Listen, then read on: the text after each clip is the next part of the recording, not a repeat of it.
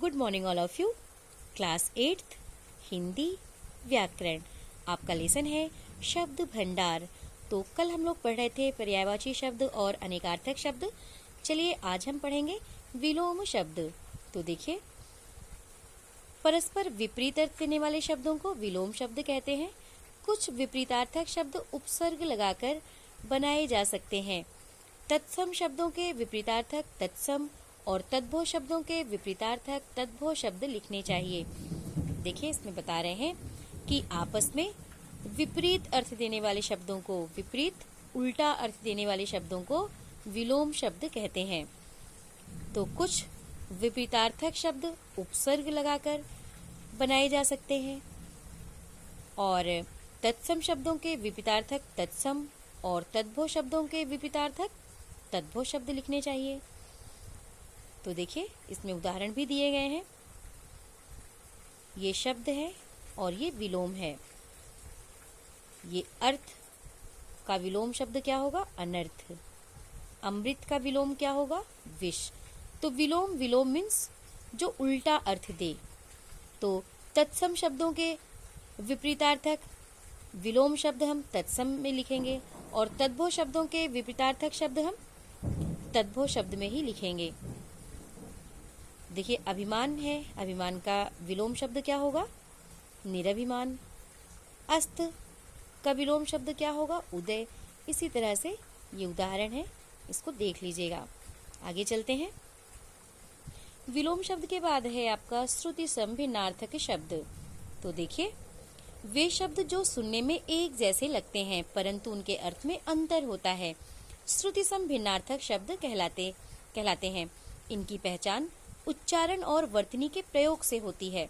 अशुद्ध उच्चारण करने और गलत वर्तनी का प्रयोग करने से इनके अर्थ में अंतर हो जाता है। देखिए, इसमें बता रहे हैं कि वे शब्द जो सुनने में एक जैसे लगते हैं परंतु उनके अर्थ में अंतर होता है। इसमें सिर्फ थोड़ा सा ही अंतर होता है, कभी मात्राओं का अंतर होता है तो कभी किसी वर्ण का अंतर होता है। तो देखिए, तो वे शब्द जो सुनने में एक जैसे लगते हैं परंतु उनके अर्थ में अंतर होता है, उन्हें हम श्रुति सम भिन्नार्थक शब्द कहते हैं। इनकी पहचान उच्चारण और वर्तनी के प्रयोग से होती है। वर्तनी मतलब मात्रा के प्रयोग से होती है और उच्चारण से होती है इनकी पहचान। अशुद्ध उच्चारण करने और गलत वर्तनी का प्रयोग करने से इनके अर्थ में अंतर हो जाता है। कह रहे हैं कि जब भी हम कभी अशुद्ध उच्चारण करते हैं, किसी शब्द का हम अशुद्ध उच्चारण करते हैं और वर्तनी का प्रयोग हम अगर गलत करते हैं तो इनके अर्थ में अंतर हो जाता है। तो देखिए, उदाहरण दिए हैं, जैसे अनल है और अनिल है। ये दोनों शब्द देखने में भी एक जैसे हैं लेकिन लिखने में देखिए सिर्फ मात्रा का अंतर है। ये दोनों शब्दों में सिर्फ एक मात्रा का अंतर है, अनल और अनिल। तो अनल मीन्स होता है अग्नि और अनिल मीन्स होता है हवा। अगर दूर से कोई कहता है अनल तो कभी कभी हम कंफ्यूज हो जाते हैं और लगता है अनिल कह रहा है।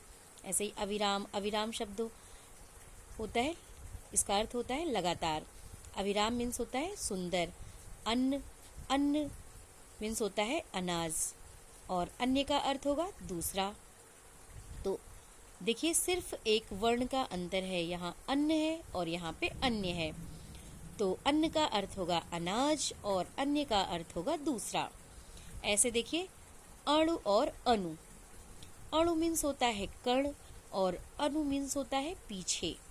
इसी तरह से और भी उदाहरण है, आप इसको देख लीजिएगा। तो आज बस इतना ही।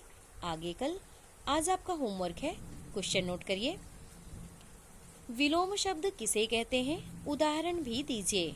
नेक्स्ट क्वेश्चन, श्रुति सम भिन्नार्थक शब्द से आप क्या समझते हैं? उदाहरण सहित समझाइए। Thank you.